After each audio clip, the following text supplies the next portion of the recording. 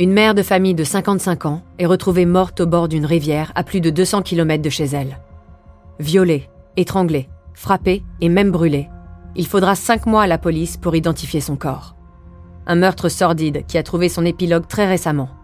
Le coupable purge actuellement une peine à perpétuité. Pour amener de nouveaux éléments de compréhension, Marie Drucker a interrogé le professeur de criminologie Alain Bauer. Bienvenue dans Au bout de l'enquête, l'affaire Chantal de Chilou, épisode bonus. Cher Alain, professeur de criminologie, j'avais besoin de vos lumières d'experts pour éclairer cet épisode bonus d'Au bout de l'enquête. Bonjour Marie, c'est toujours un plaisir de pouvoir expliciter, rendre clair, transparent ce que sont les outils de la criminologie et donc la manière dont les enquêtes sont menées. C'est la grande surprise de cette enquête. Elle va être relancée par l'arrestation de Nordal Lelandais, le meurtrier présumé de la petite Maëlys assassinée en 2017. Une affaire très médiatisée. Mais Alain, quel est le rapport avec la mort de Chantal de Chilou en 2001 ?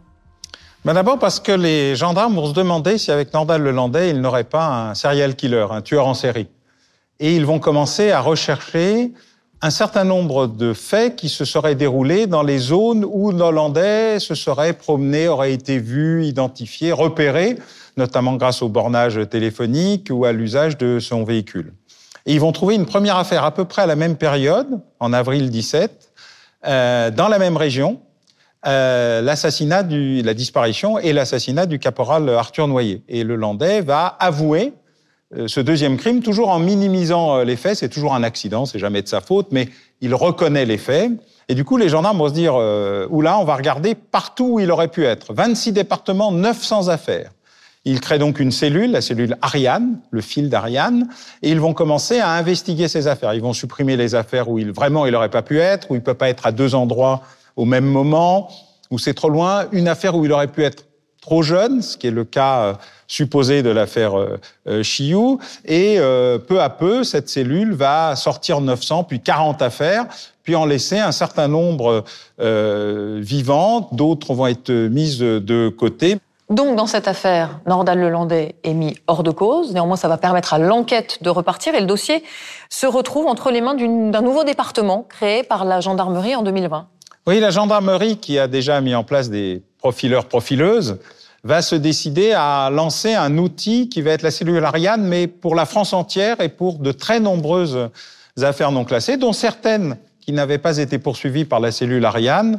Et on va voir arriver un département cold case, une division cold case, qui va regrouper les meilleurs spécialistes de la criminalistique, de l'autopsie, des méthodes de technologie, de la psychologie, pour suivre et rechercher tous ces éléments et notamment des affaires qui pourraient être attribuées à des tueurs en série qu'on n'a pas encore totalement identifiés et donc des affaires qui restent vivantes comme l'affaire Chilou. Merci Alain de nous avoir aidé à mieux comprendre les dessous de cette affaire. Je vous donne rendez-vous bientôt pour un nouvel épisode bonus d'Au bout de l'enquête. Oui Marie, merci et à très bientôt. Vous venez d'écouter l'épisode bonus d'Au bout de l'enquête, consacré à l'affaire Chantal de Chilou. Si vous avez aimé ce podcast, vous pouvez vous abonner sur votre plateforme de podcast préférée et suivre Initial Studio sur les réseaux sociaux.